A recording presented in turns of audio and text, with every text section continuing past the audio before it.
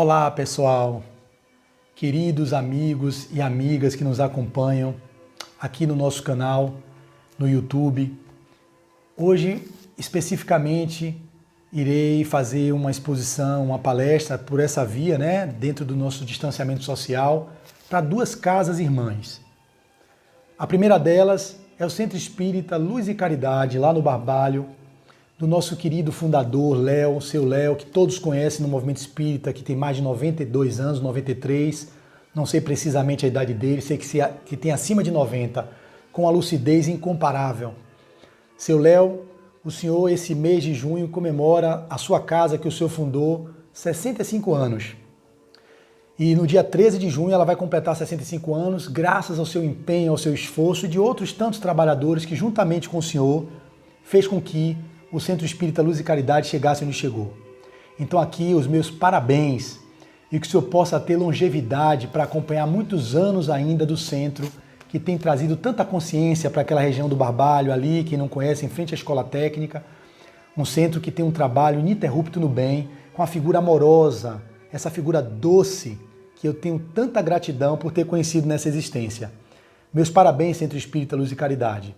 Isso foi feito a convite da nossa amiga Ana Campelo, que nos pediu que fizesse uma palestra para o mês, o mês de comemoração, porque o dia exatamente será no dia 13 de junho, e lá terá uma palestra específica de um outro amigo, de um outro confrade.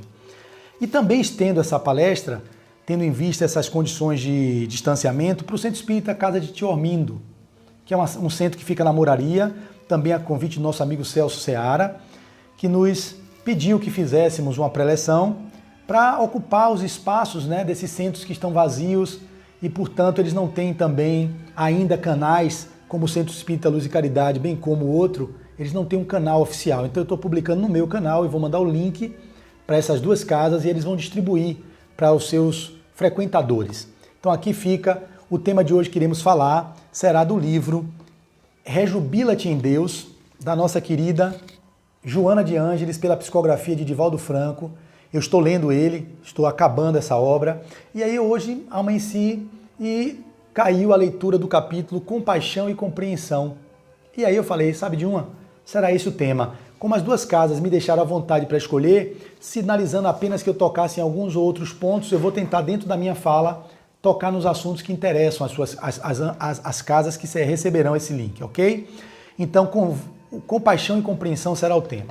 Para que possamos iniciar a nossa fala de uma forma que a gente encontre o espaço de silêncio interior, eu vou fazer aqui uma prece, e essa prece será em forma de oração, canção e uma poesia. Esse momento inteiro será a nossa prece de hoje, ok? Então, peço que vocês primeiro fechem os olhos, procurem aquietar os pensamentos, acerenar a mente de vocês, ouvindo essa canção, essa área de Bach, que me eleva e me eleva a um estágio de consciência mais ampliado. Eu trago, nesse momento, a presença amorosa do Divino Mestre Jesus, que nos inspira, nos intui, bem como os mentores das duas casas citadas, os espíritos guias desses centros que estabelecem um trabalho na região do centro da cidade. Agradecendo, Jesus, mais uma vez a oportunidade de aqui estar reunido em Teu nome para o exercício do uso da palavra, no intuito de que ela possa alcançar os corações daqueles que nos ouvem, levando a Tua boa nova para todos aqueles que tiverem acesso a essa nossa preleção. Na certeza do Teu amparo, damos por iniciado o encontro de hoje, com a certeza de que estaremos aqui a Teu serviço como instrumentos em Tuas mãos. Que Jesus seja louvado, que assim seja.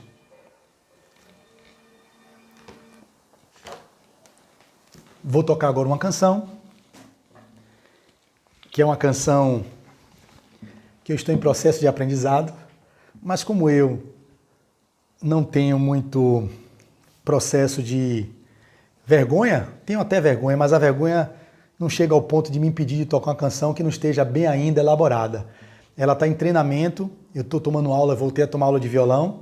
Então eu estou tendo aula semanal, ou melhor, quinzenal.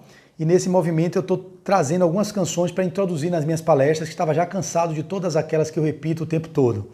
Então essa é uma canção que muito me toca, fala sobre a felicidade. E esse momento que estamos passando, é preciso cultivar essa esperança que essa poesia de Marcelo Janessi e Chico César nos trazem. Na esperança de que vocês sejam condescendentes com a voz do cantador e do tocador, tá bom?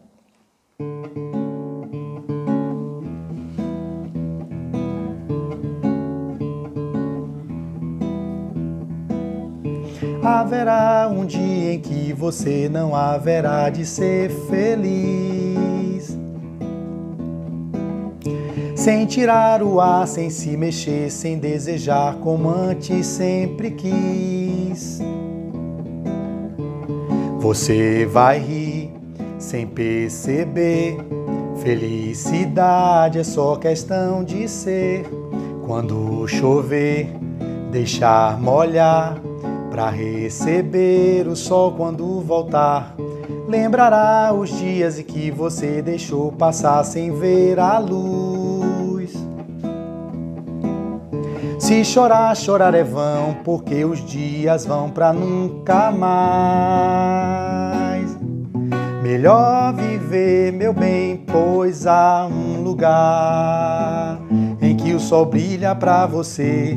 Chorar, sorrir também e depois dançar. Na chuva, quando a chuva vem, melhor viver, meu bem, pois há um lugar em que o sol brilha pra você. Chorar, sorrir também e dançar. Dançar na chuva quando a chuva vem.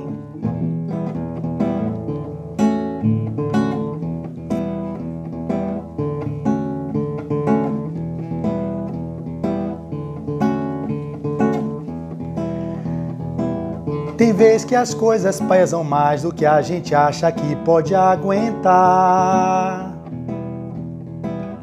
Nessa hora fique firme, pois tudo isso logo vai passar.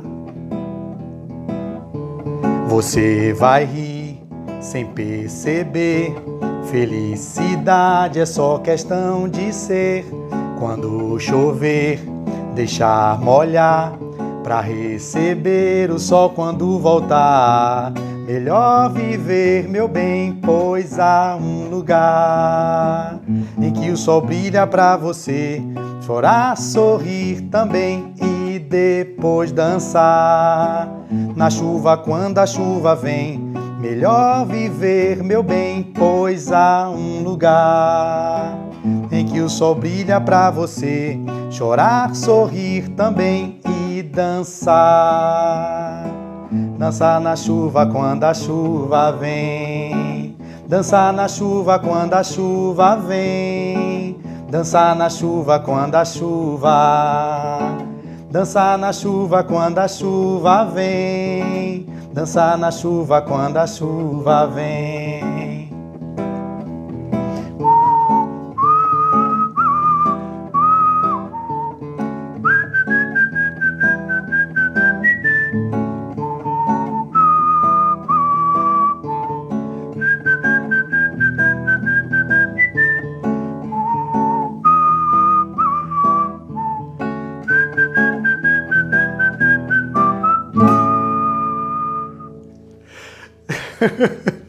Quase não respirei, mas tá aí essa canção, vocês estão recebendo em primeira mão. Eu nunca toquei isso publicamente, nunca na minha vida. Tô até nervoso aqui, me tremendo todo, mas valeu a pena, porque a cara de pau aqui arde, a cara nem arde, né? Coloquei aí para os centros, vocês aí tenham aí compaixão com o irmão, porque eu tô em taquicardia, tá pior, tá pior a canção do que a palestra. A palestra agora já ficou uma coisa tão tranquila que eu estava apreensivo para a palestra, né? Porque realmente toda palestra tem uma apreensão, mas para tocar a canção e ver a minha cara de pau na passagem dos acordes, que eu estou treinando e eu já coloquei Minha professora, que é a Aline Bar, aqui a minha gratidão por você estar se empenhando em me ensinar e tirando o leite dessa pedra, mas tá saindo leitinho, viu? E vai melhorar, porque eu tô treinando todo dia. Então, oh meu Deus, eu tô rindo, gente, de nervoso, mas gratidão aí por vocês ouvirem. E vamos agora tentar trazer uma contribuição na palestra. Para vocês ficarem mais ainda conectados com o tema, eu vou trazer uma mensagem muito bonita, que é do livro O Profeta, de Khalil Gibran. Essa mensagem fala do tema que nós vamos falar. E ela traz simplesmente algo muito bonito sobre o autoconhecimento. Então, eu peço que vocês também, agora já devem estar de olhos abertos, né? Depois de tantos risos, depois de tantas coisas que eu fiz, você já deve estar se divertindo comigo, né? Então espero que sim, que eu possa levar alegria para os corações de vocês, ainda mais no mês festivo, de aniversário da casa, temos que levar nossa alegria realmente, e essa é minha tônica, a alegria de viver. Então, dentro da perspectiva do tema, eu encontrei nesse livro Profeta uma mensagem que fala sobre o conhecimento de si próprio. Olha que belíssima mensagem de Gibran, Khalil Gibran, esse poeta que nos brindou com essa obra que é um best-seller, que eu recomendo que vocês leiam. Sobre o conhecimento de si próprio, com fundo da canção do filme Irmão Sol, Irmão Lua, essa linda canção que vocês estão ouvindo como pano de fundo. Sobre o conhecimento de si próprio. E um homem disse: fala-nos do autoconhecimento.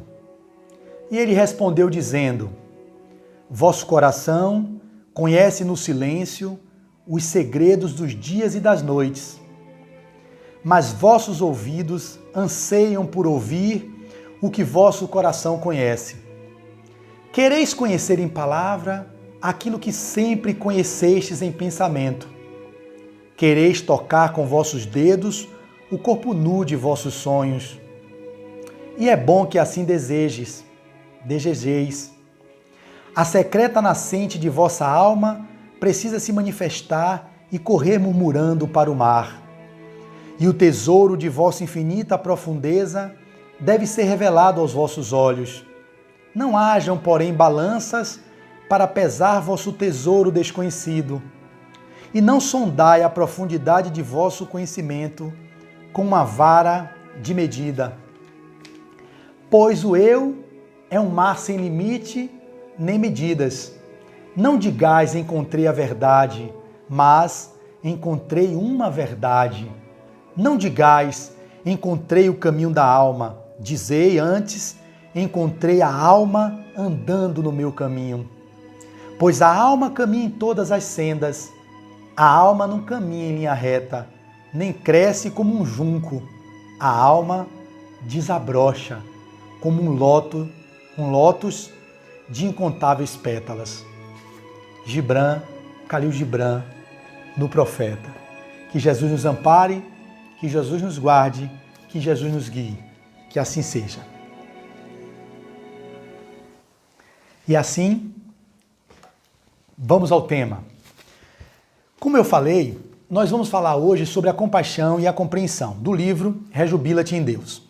Nessa obra, em que Joana de Ângeles nos traz vários capítulos versando sobre temas diversos, ela não faz parte da série psicológica, mas com o viés da psicologia espírita e com o viés que a própria Joana de Ângeles, como já disse em outras preleções, uma estudiosa da psiquiatria, uma estudiosa da psicologia, uma estudiosa da psicanálise que, segundo Divaldo Franco, ela antes de escrever a obra, a série psicológica dela, ela passou 50 anos no plano espiritual só estudando esses assuntos dessas ciências. E é verdade, como erudita que ela estudou muitas outras coisas além da psicologia, da psiquiatria. E ela usa-se da linguagem psicológica, baseada em todos os teóricos que a antecederam, e bem como aqueles que pós-Kardec trouxeram, mais precisamente a psicanálise no ano de 1900, com o livro que marcou esse momento, publicado por Sigmund Freud. Ela também se apropria dessas informações da psicologia, da psicanálise e da psiquiatria e nos traz uma visão associada à psicologia espírita, à nossa ciência espírita, e faz essa leitura de um lugar, de uma capacidade de síntese, de conexão que eu, no movimento espírita, tenho pouco conhecimento. Por isso que eu me afinizo muito com a mentora e ela, para mim, é uma grande referência, sem desconsiderar André Luiz, Emmanuel e tantos outros espíritos que psicografam através de outros médios, mais precisamente através de Chico Xavier. Mas Joana de Ângeles, ela tem um lugar especial no meu coração. Então, esse mês, portanto, o mês passado eu falei sobre ela, quando falei da Clara de Assis. Semana passada eu fiz uma palestra para um centro e versava sobre o autodescobrimento, que é um dos livros, o 5º livro da sua série psicológica, salvo engano, o 5º livro, Uma Busca Interior, Autodescobrimento, Uma Busca Interior. E hoje, quando acabei o outro, passei para esse, Rejubila-te em Deus, e encontrei esse tema também, que tem uma abordagem um tanto quanto psicológica. Mas aqui tem algo peculiar. Ela vai trazer, em princípio, a história de Siddhartha Gautama, o Buda. O livro que ela mais toca no Siddhartha Gautama, e junto com Jesus, é o livro Plenitude, que é o livro também da série psicológica dela. Esse sim é da série psicológica, o volume 3, que fica após o Homem Integral. O Rejubila-te em Deus não faz parte da série psicológica, repetindo. No Plenitude, praticamente o livro inteiro, ela fala sobre o sofrimento, análise do sofrimento, que eu vou fazer uma palestra em breve também sobre esse livro.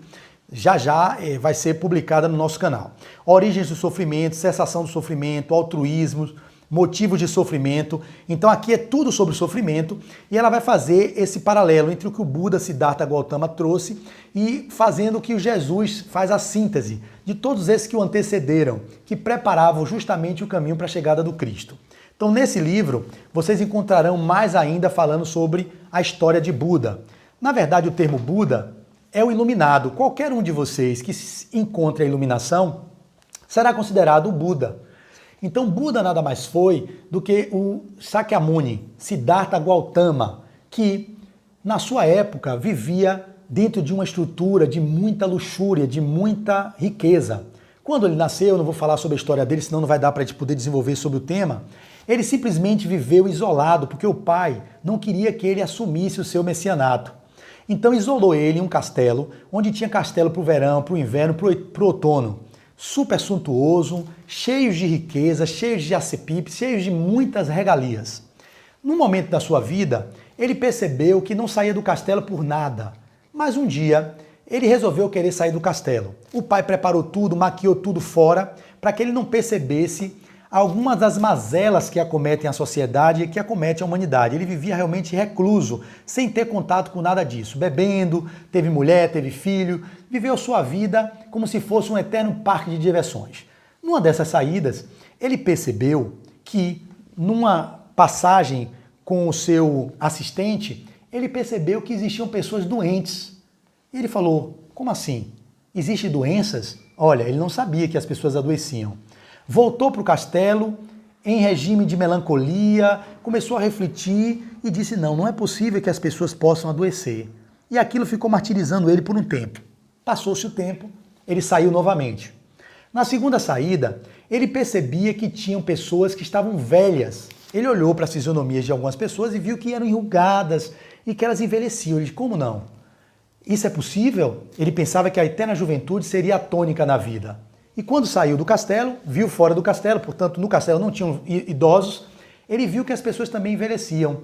Ele disse, nossa, as pessoas envelhecem? Então a dor, o sofrimento, o envelhecimento, voltou ainda mais melancólico, foi mais para dentro, ficou mais introspectivo e ali ele saiu pela terceira vez um tempo depois e ao passar pela rua, mesmo o pai tentando disfarçar, impedir que ele visse qualquer tipo de mazela humana, de miséria humana, ele percebeu que existiam pessoas que morriam. Quando ele viu um féretro, e aí as pessoas estavam indo naquele movimento levando o caixão, ele parou e falou, nossa, perguntou ao seu assistente, como pode, o que é aquilo? Aí o assistente falou, não, é um enterro, uma pessoa que morreu na comunidade. Ele, como? Uma pessoa morre? Ele não sabia que as pessoas morriam. Voltou para dentro do castelo e aí entrou no movimento mais profundo, mais de mergulho interior, entrando numa depressão, numa tristeza, a chamada noite escura da alma. Não suportando, ele disse, não, eu tenho que fazer algo, eu preciso sair daqui.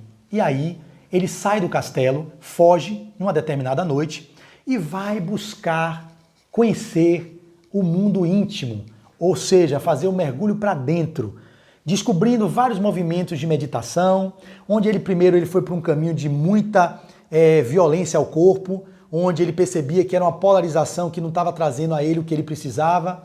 Depois ele foi para um outro espaço que também ele já tinha vivido, que era o espaço melhor. Ele viveu o espaço da bonança, da abastança, da riqueza, mas aquilo também não estava trazendo a felicidade para ele. Quando ele foi para o outro de mutilar o corpo, no sentido de fazer meditações infindas, de chegar ao ponto de ficar com jejuns prolongados, espoliando a força física, desnutrido, desidratado, ficando em jejum de água e de alimentos, ele viu que aquilo também não fez ele conseguir alcançar o que ele queria, que era a iluminação, quando ele se tornou Buda.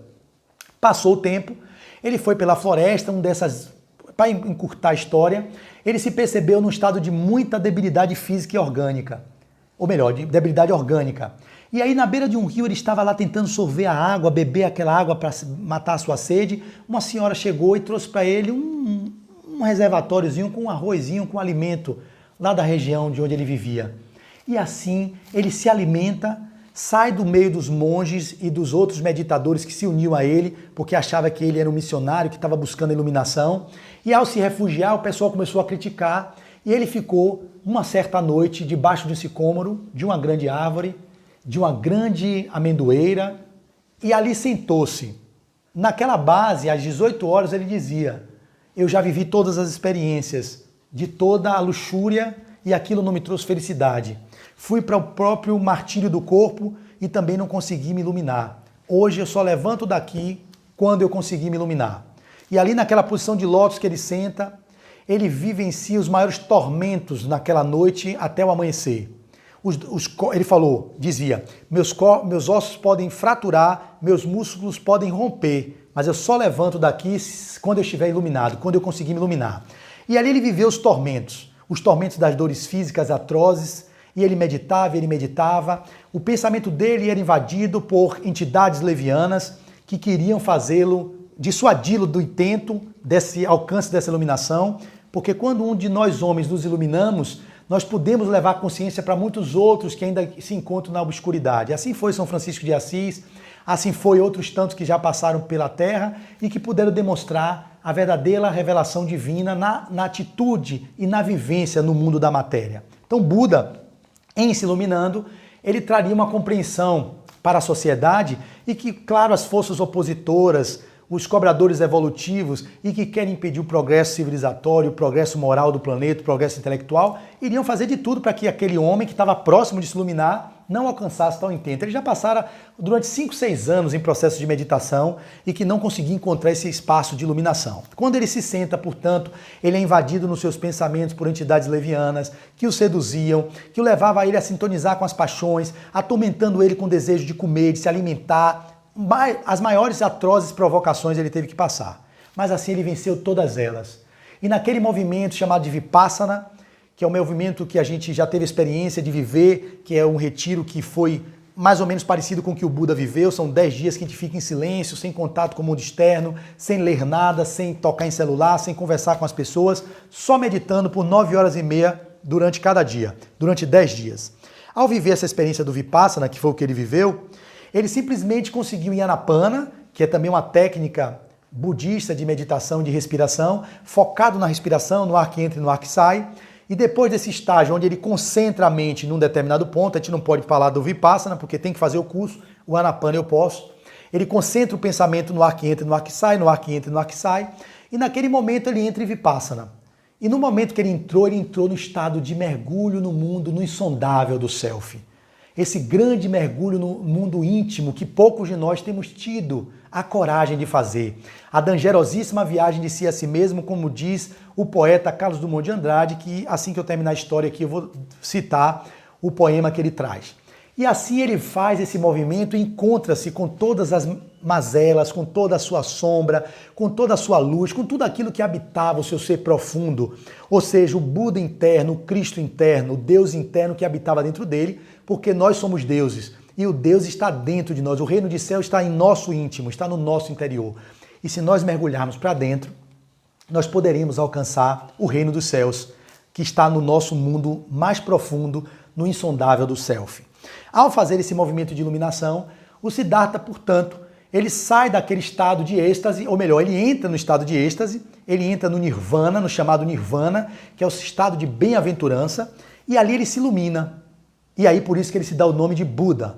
E quando ele se ilumina, ele sai ao invés de viver sozinho e recluso, porque todas essas grandes almas que alcançam o estágio de iluminação, elas não conseguem deixar na retaguarda nós outros retardatários na marcha evolutiva. Elas normalmente, todas elas que se iluminam, elas buscam orientar e trazer, junto com eles, outros tantos que também possam alcançar o estado de iluminação. Veja alguns exemplos que a gente teve, como São Francisco, que renunciou a todo o conforto dos Bernardoni, que era rico, para se dedicar à Porciúncula, à igrejinha da Porciúncula, aos leprosos, aos menos favorecidos.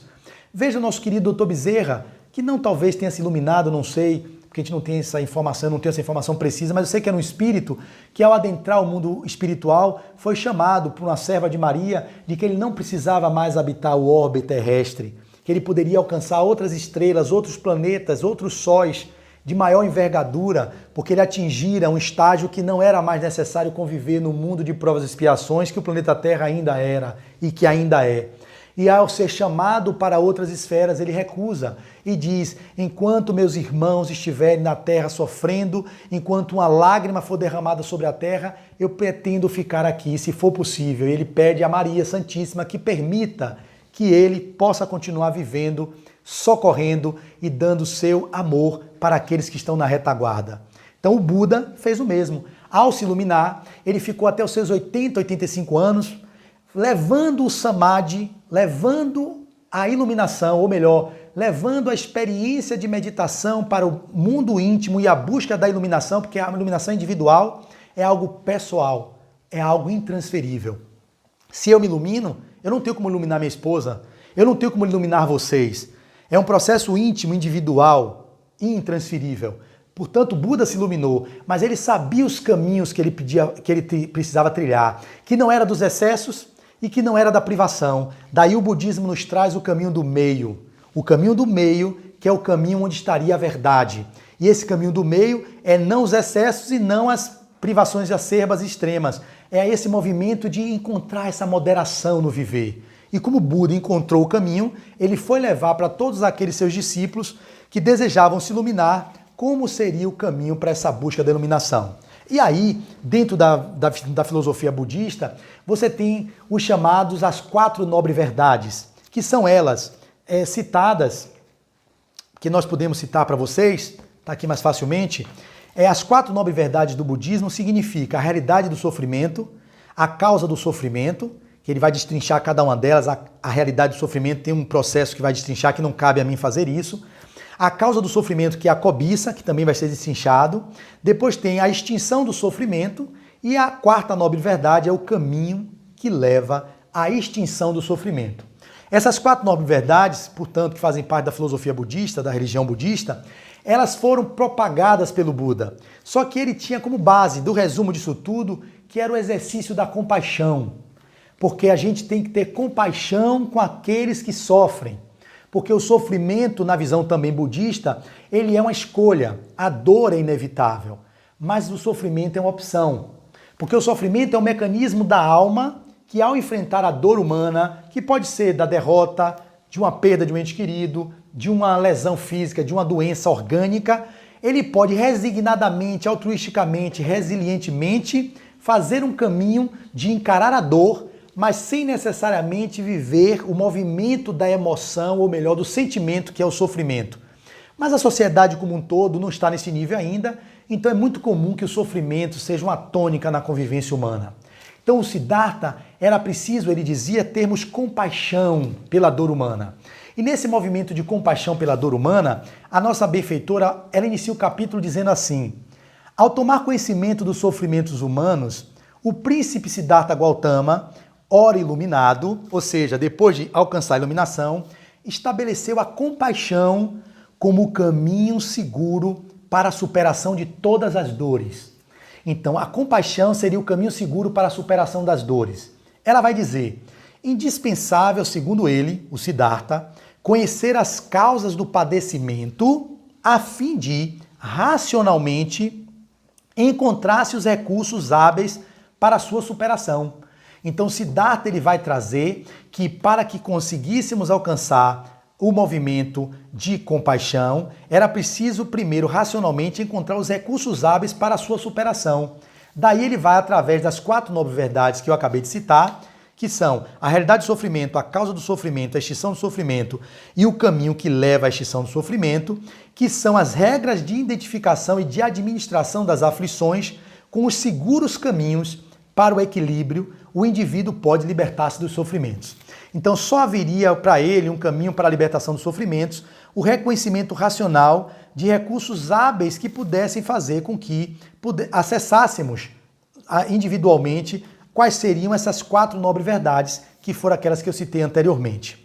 No processo, portanto, que o Siddhartha ele falara, ele vai dizer que, ao adentrar-se nessas regras mais austeras, reconhece que todas as criaturas sencientes devem ser amadas como se fossem a própria genitora.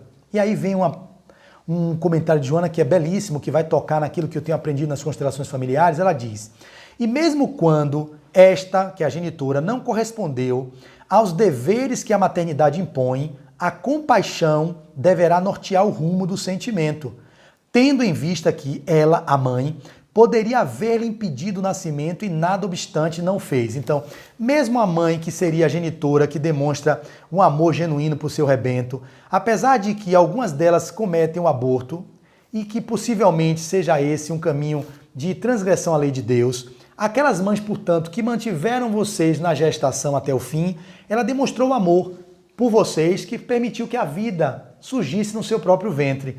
Então, por mais que depois disso ela seja uma pessoa não muito expansiva, não seja uma pessoa muito colaborativa e que não tenha sido uma pessoa que te amou, ela lhe deu o amor durante o período que você passou no seu ventre. E mesmo assim, nós devemos ter o sentimento por ela de amor e compaixão e entender qualquer movimento contrário àquilo que a gente possa acreditar que não tenha sido a verdadeiro papel de uma mãe. E aí Joana vai aprofundar. Tendo-se em vista a época de primitivismo ético da qual o Buda viveu, a sua resposta de compaixão e de misericórdia é portadora de alto significado psicológico e espiritual, em face dos impositivos da reencarnação.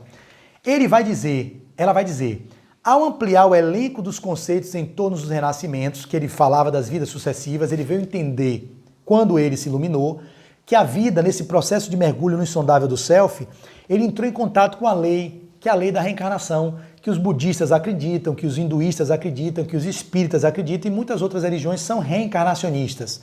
Quando o Buda, portanto, se ilumina, ele devassa o invisível. Ele consegue prescrutar na profundidade do seu ser que nós somos seres que já vivemos antes, que vivemos hoje e que viveremos depois. Ele aí traz para todos os que acreditam no budismo a reencarnação como uma das regras de movimento do entendimento dos budistas. Com esse entendimento, ele passa a descobrir por que a pessoa morre, e aí não fica chocado com a morte de ninguém. Ele passa a entender por que as pessoas sofrem, porque elas sentem dores, e por que o corpo envelhece, porque o corpo é perecível. E nós estamos vivendo nesse corpo, mas não somos o corpo. Nós estamos vivendo uma experiência no reino humano, mas somos seres espirituais retornando à nossa condição de espíritos imortais, que somos no corpo, mas que há a mortalidade do corpo, mas não há a mortalidade do espírito. Morre-se o personagem, mas o espírito ele é imortal. Então o Buda, que antes se chamava Siddhartha Gautama, ele descobre que a reencarnação é uma dessas leis que regem as relações de causa e efeito, as leis de possibilidade, de probabilidade, de ação e reação, e assim ele toma consciência de que a vida é o que é. E nesse movimento de entendimento de que a vida é o que é, ela vai dizer, continua, ao ampliar o elenco dos conceitos em torno dos renascimentos, o Buda dedicou a sua existência a ensinar, foi levar adiante o Samadhi, a capacidade de compreensão do que é verdadeiramente a reencarnação, do que é o sofrimento, do que é tudo isso. A ensinar e a viver de maneira consentânea com as estruturas das leis de causa e efeito, de modo a facultar o estado nirvânico, ou seja, possibilitar que outros conseguissem encontrar o nirvana, ou seja, a bem-aventurança ou a iluminação.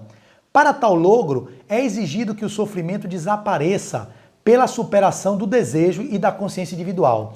O budismo também vai professar que o sofrimento ele é muito por causa do desejo. Quanto mais desejo, mais sofrimento.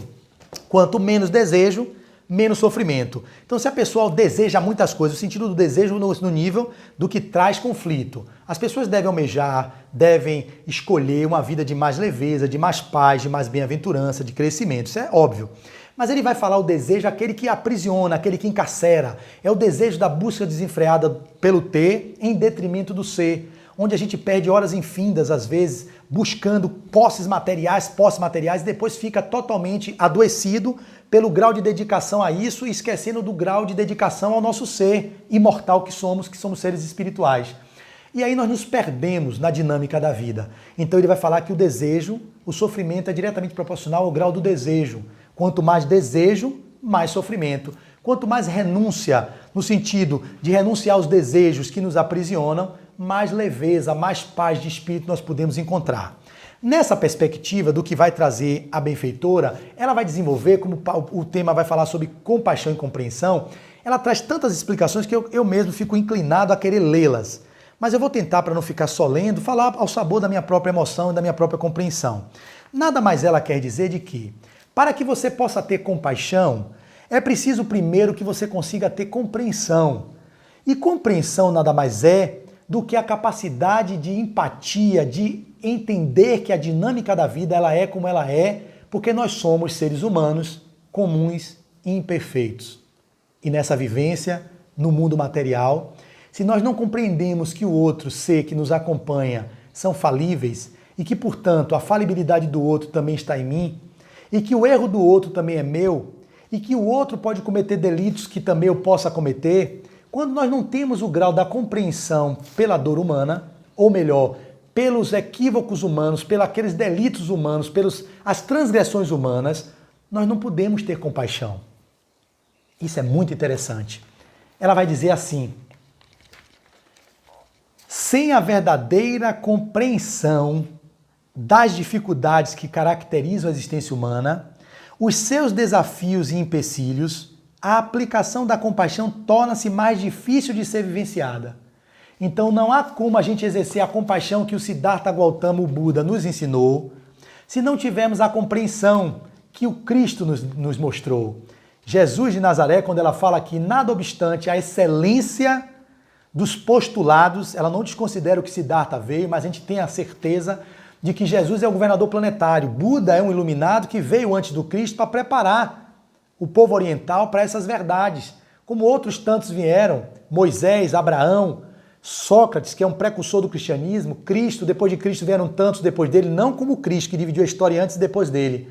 Mas os seus prepostos, os seus ministros estão reencarnando o tempo todo na Terra para trazer a revelação da sua boa nova, de várias formas, em vários momentos históricos, com várias linguagens, mas que no fundo, nós poderíamos resumir todas essas doutrinas, todas essas religiões, todas essas filosofias em uma grande máxima, que é a que ele resumiu: amarás a teu Deus acima de todas as coisas e ao próximo como a ti mesmo. Essa é a grande máxima, que resume todas as leis, todas as filosofias, todas as ciências. Se nós conseguirmos amar ao próximo como a nós mesmos, nós não precisaríamos de ciência, de filosofia, de mais nada. A Terra não estaria vivendo o que está vivendo, porque o objetivo maior da vida é o amor, é amar. E como nós ainda não conseguimos amar nem a nós mesmos, que dirás ao que está fora? Se nós não conseguimos amar a nós que somos próximos de nós mesmos, que somos indivíduos, que nos individuamos a cada encarnação para nos tornarmos espíritos puros, como é que teríamos a competência, a qualificação e a qualidade para amar o nosso próximo, ou ao nosso inimigo, ou amar a Deus que está fora e que também habita em nosso íntimo? O único caminho, portanto, para conseguirmos alcançar a compaixão é encontrarmos a compreensão do humano, da nossa condição de humano que somos. E através dessa compreensão da nossa humanidade, nós poderemos alcançar a tão sonhada compaixão. E qual seria, portanto, o caminho para compreendermos a dor humana, compreendermos as mazelas humanas? Não há outro caminho, por isso que minhas falas estão sendo repetitivas, mas são necessárias, porque cada pessoa que ouvirá essa preleção, não necessariamente eu tenho escutado a outra do autodescobrimento, que não escutou a outra do perdão, do auto-amor, do auto-perdão. A tônica do processo de compaixão do que o tema nos traz e da compreensão humana é o entendimento da nossa condição humana. E como é que nós podemos nos compreender como condição humana? Indo para dentro. Esse é o chamado. O conhece a ti mesmo, porque é através do conhecer-se a si mesmo que a verdade te apresentarás. Se nós não buscamos o mergulho íntimo, como é que poderíamos encontrar o caminho para a iluminação, para o nirvana, para a bem-aventurança? E lá então estava escrito, no pórtico de Delfos, quando Sócrates vê a seguinte mensagem no oráculo de Delfos: conhece-te a ti mesmo e conhecereis todo o universo e os deuses, porque se o que procuras não achares primeiro dentro de ti mesmo, não acharás em lugar algum. Olha que interessante. Sócrates, há 2.400 anos antes, ele já versava sobre o movimento de mergulhar para dentro de si mesmo. O mergulhar para dentro de si mesmo é o espaço do autoencontro, do autodescobrimento. E esse movimento de encontrar-se consigo mesmo foi o caminho que Siddhartha fez. Ele mergulhou no insondável do self, e nesse mergulho no mundo íntimo, ele conseguiu desvendar as leis do universo. E ao desvendar as leis do universo, ele descobriu que aquilo tudo era o que era. E na condição de humano comum, imperfeito, que ele vivia, que se iluminou na matéria, ele escolheu viver até os 80 anos levando aquela condição do entendimento e da compreensão dos mecanismos para o encontro consigo mesmo. E qual é esse mecanismo? Se não a meditação, se não o encontro íntimo, se não a contemplação, se não a oração, se não o silêncio interior. Esse é o chamado. Toda essa fala de compaixão e compreensão, para que compreendamos as mazelas humanas, é preciso que façamos a viagem dangerosíssima de si a si mesmo, que já foi exarada por Sócrates quando leu no Pórtico e trouxe isso como um princípio básico da sua filosofia, como foi dito por nós outros, por Santo Agostinho, no Livro dos Espíritos, na questão 919, quando foi perguntado Kardec aos espíritos qual é o meio prático e mais eficaz para se melhorar nesta vida e resistir aos arrastamentos do mal, e a resposta não foi outra senão: um sábio da antiguidade vos disse, conhece-te a ti mesmo, que é o que está no Pórtico de Delfos, que o Sócrates trouxe isso como máximo e foi atribuído que foi Sócrates que disse. Não, ele foi visitar a Pitonisa, que era uma médium da época que trazia informações para todos os sábios, todas as pessoas que procuravam. Só que no Pórtico ele já tinha a informação que ele precisava. Então o Sócrates nos traz isso, e hoje um poeta da nossa modernidade, Carlos Drummond de Andrade, vai trazer esse grande poema e que vai dizer: o homem, bicho, é chamado O Homem e as Viagens, é o poema. O homem, bicho da terra tão pequeno, chateia-se na terra, lugar de muita miséria e pouca diversão. Faz um foguete, uma cápsula, um módulo, toca para a lua, desce cauteloso na lua, pisa na lua, planta a bandeirola na lua, experimenta a lua, coloniza a lua, civiliza a lua, humaniza a lua. Lua humanizada, tão igual à terra, homem chateia-se da lua, vamos para Marte, ordena suas máquinas, elas obedecem, o homem desce em Marte, pisa em Marte, experimenta, coloniza, civiliza, humaniza Marte com engenho e arte. Marte humanizado, que lugar quadrado, vamos a outra parte? Claro, diz o engenho sofisticado e dócil, vamos a Vênus? O homem põe o pé em Vênus, vê o visto, é isto, idem, idem, idem. O homem funde a cuca, se não for a Júpiter, proclama justiça junto com injustiça, repetir a fossa, repetir o inquieto repetitório. Outros planetas restam para outras colônias, o espaço todo vira terra a terra, o homem chega ao sol ou dá uma volta só para te ver. Não vê que ele inventa roupa insiderável de viver no sol? Põe o pé, ele vai pôr o pé, eu parei aqui, acabou-se o homem, põe o pé, mas diz, mas que chato é o sol, falso touro espanhol domado, restam outros sistemas fora do solar a colonizar, ao acabarem todos, só resta o homem, estará equipado? A dificílima, dangerosíssima viagem de si a si mesmo. Pôr o pé no chão do seu coração, experimentar, colonizar, civilizar, humanizar o homem, descobrindo em suas próprias inexploradas entranhas a perene e suspeitada alegria de conviver.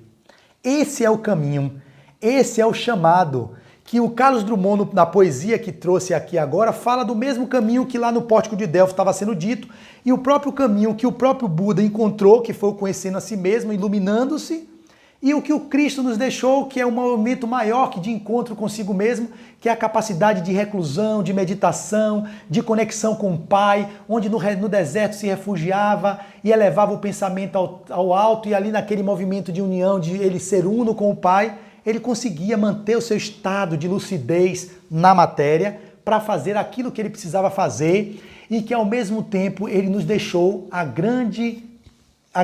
o seu grande legado, para que pudéssemos hoje conseguir ter um roteiro seguro a seguir, que é o teu evangelho, que é a tua boa nova. Nessa perspectiva, portanto, em que o nosso querido mestre nos deixou essa imagem segura, outros tantos aqui passaram e que trouxeram a mesma informação.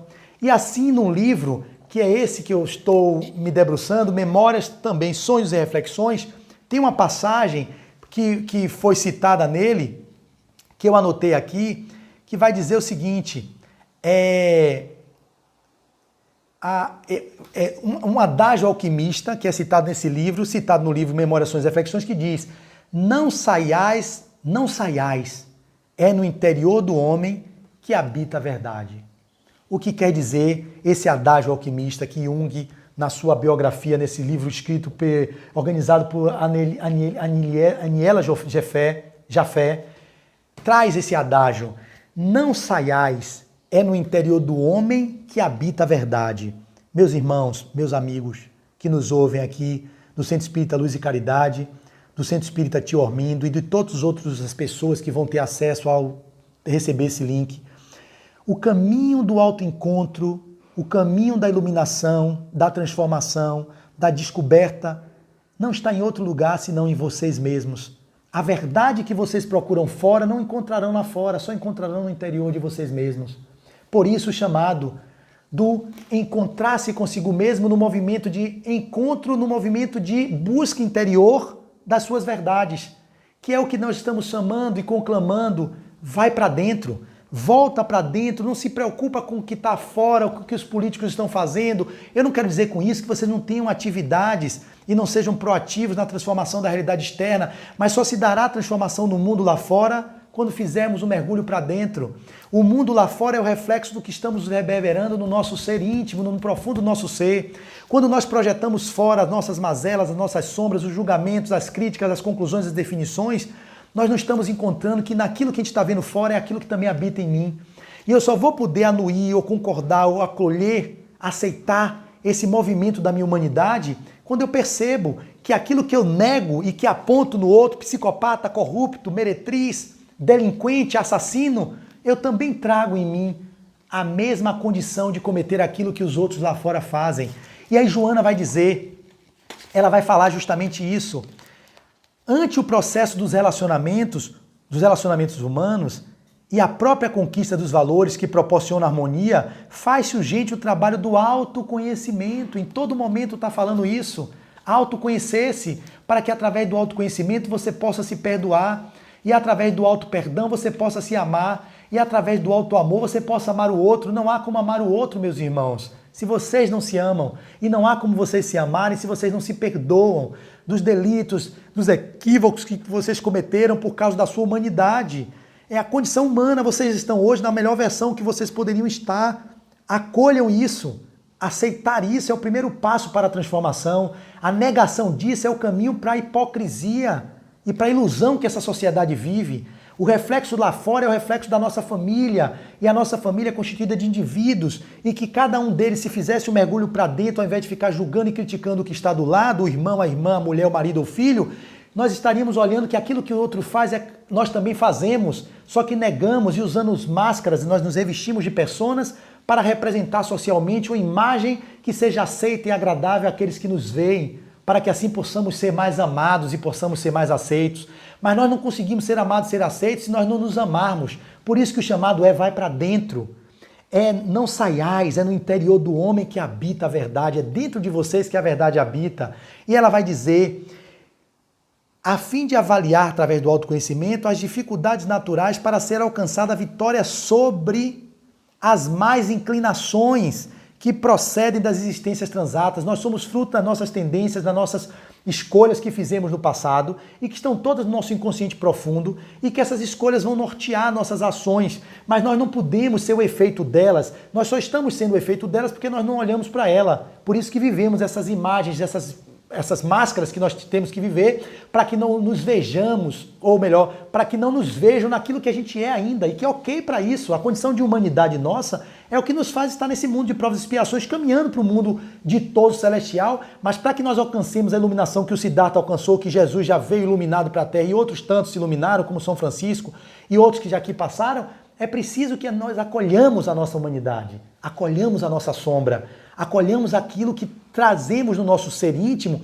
e que ao mesmo tempo nós negamos insistentemente para que mantenhamos essa hipocrisia dessa sociedade que se manifesta através do utilitarismo, do hedonismo, a sociedade materialista, egoísta, individualista, e caminhando para uma sociedade, só podemos caminhar para uma sociedade universalista, não preconceituosa, uma sociedade altruísta, se fizermos o encontro com as nossas mazelas, com as nossas sombras, com o nosso encontro com aquilo que há de mais profundo no nosso ser, nesse grande oceano que é o nosso inconsciente profundo.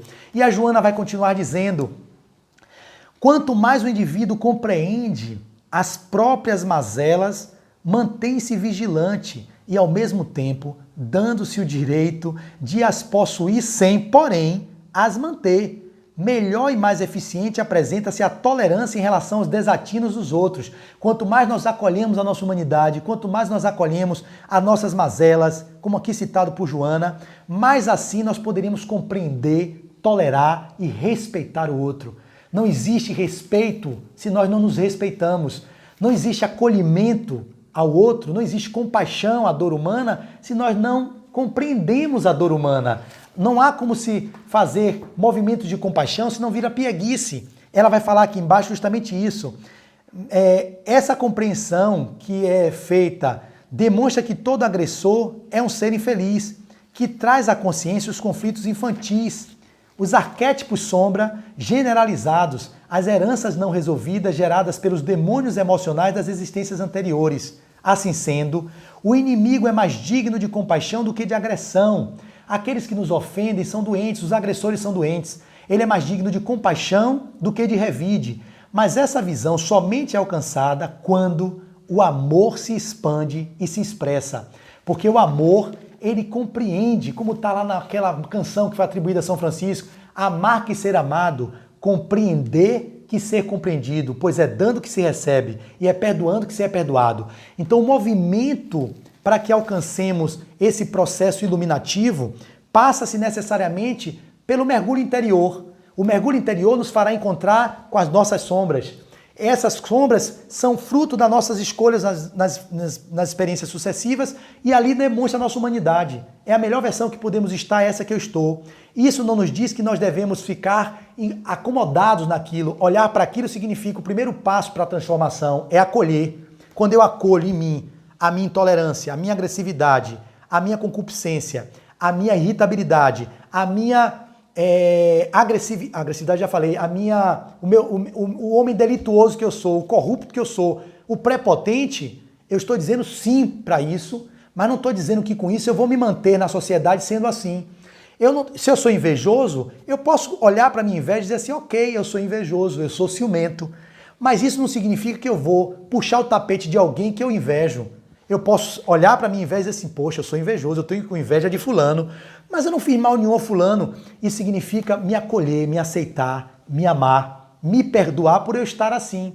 E nesse espaço de acolhimento, de autoaceitação, eu vou tendo um movimento de transformação, porque aí eu vou conseguir me manter na sociedade menos hipócrita. Eu vou reconhecer o ciúme, eu vou reconhecer minha inveja, eu vou reconhecer minha agressividade, mas eu não preciso fazer uso dela indiscriminadamente, porque quando você nega, você é tomado por ela. Aí você vai precisar usar subterfúgios, são os mecanismos de defesa que nós usamos para fazer a representação compensando, negando, racionalizando, projetando no outro, às vezes nos colocando como mártires, como vítimas, como verdadeiros puritanos. E todos esses mecanismos são a negação da nossa essência, da nossa condição de humanos. E ela vai dizer, para ir finalizando, a consciência desperta adverte-o nós quando despertamos a consciência, que é necessário ensejar-se renovação, desculpar-se. Olha que lindo, eu estou falando as coisas, já está aqui, porque eu li 2 vezes esse capítulo e fiquei problematizando antes para trazer para vocês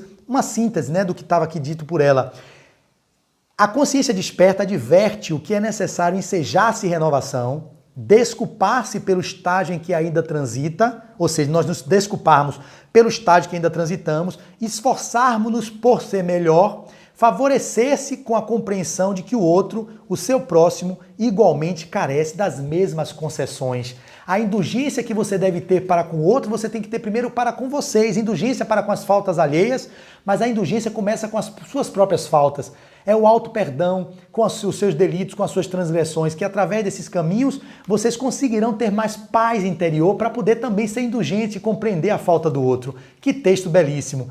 E ela vai terminar dizendo: a trajetória terrestre é roteiro de contínua aprendizagem, de conquistas infinitas que capacitam o discernimento na compreensão de todos os acontecimentos e da amplitude do crescimento moral, emocional e intelectual ao alcance de todos quantos se propõem aos enfrentamentos iluminativos. Nós não conseguimos ter luz se não buscarmos o mergulho íntimo. Nós só nos iluminamos quando reconhecemos a nossa escuridão. O espírito sempre viaja da sombra, isso é lindo, o espírito sempre viaja da sombra da ignorância para a luz do conhecimento, da síntese para a complexidade, do germe para a plenitude. E ela termina dizendo: não sendo possível o esforço de compreensão do sentido e do significado da existência, a compaixão converte-se num ato de piedade fraternal. Não há como ter compaixão se não houver compreensão, se não tiver amor, se não tiver esse movimento de assunção, de aceitação da humanidade como ela é lá fora e da humanidade que vocês são. E se torna a compaixão, portanto, como ela diz, um movimento de piedade fraternal. Fica pena, eu sinto pena de fulano. Compaixão no sentido amplo do que a palavra encerra, não é esse o sentido que o Buda trouxe. Compaixão é a empatia com a dor humana, é a compreensão da dor humana, é o acolhimento, é aquele lugar de proatividade onde você se coloca à disposição do outro se o outro requisitar da sua presença, respeitando o limite do outro, respeitando as escolhas do outro, que é o caminho que eu estou buscando, viu gente? Eu falo disso, mas eu não estou vivendo não. E ela termina: a compaixão converte-se num ato de piedade fraternal, sem profundidade, sem o sentido de libertação do outro, se for feito por esse lugar aí que eu acabei de dizer, daquele que jaz o sofrimento. E ela finaliza o capítulo falando: compreender para amar, amar para deixar-se arrastar pela compaixão, eis os caminhos eficazes para a consolidação da paz no mundo interior e na terra. Olha que lindo! Compreender para amar. Não há como amar sem compreensão. Amar para deixar-se arrastar pela compaixão. Compreendo que através da compreensão eu posso amar e amando eu me deixo arrastar pela compaixão. Eis os caminhos eficazes para a consolidação da paz no mundo interior e para a paz na terra. Então, parafraseando Mahatma Gandhi, ele dizia: seja em você a paz que você quer ver no mundo. Então, seja em você a mudança que você quer ver no mundo. Não há como construir, meus irmãos, uma paz lá fora, com todas essas atrocidades, com todos esses movimentos que nós estamos passando, as pandemias, os movimentos de preconceito, de racismo, essas marchas todas, se nós não entrarmos em contato no mundo íntimo das nossas próprias imperfeições, se não fizermos a dangerosíssima viagem de si a si mesmos, se não começarmos a trabalhar a compreensão, para através da compreensão aprendermos a amar e a partir do amor termos compaixão pela dor humana e pelo que o outro é. Assim vamos ter a compaixão com as nossas próprias mazelas, assim estendendo ela às mazelas externas. E assim eu vou encerrando a nossa fala, porque o tema é tão entusiasmante que nós ficaríamos aqui durante muito tempo falando sobre isso. Mas o tempo urge e o tempo da filmagem também se esgota para que não encerre antes. Restam-me quantos minutos para fechar 1 hora? Eita, vai fechar. Então eu vou finalizar dizendo assim: Joana de Anjos vai falar no seu livro, ela vai falar no livro Ser Consciente, vai dizer o seguinte, veja se termina, amor, porque caso termine você dá um pause e eu continuo. Ela vai dizer: o ser consciente, meus irmãos, ele deve trabalhar-se sempre partindo do ponto inicial da sua realidade psicológica, aceitando-se como é e aprimorando-se sem cessar. Somente consegue essa lucidez aquele que se autoanalise, disposto a encontrar-se sem máscara, sem deterioração. Para isso ele não se julga, nem se justifica, não se acusa nem se culpa, apenas descobre-se. Eu agradeço a atenção de vocês e desejo a vocês que tenham muita paz e façam um caminho para dentro do autodescobrimento, do autoencontro, da autorrealização. Parabéns ao Centro Espírita pelos seus 65 anos e a todos que nos ouvem, recomendações de vão para dentro. Até a próxima.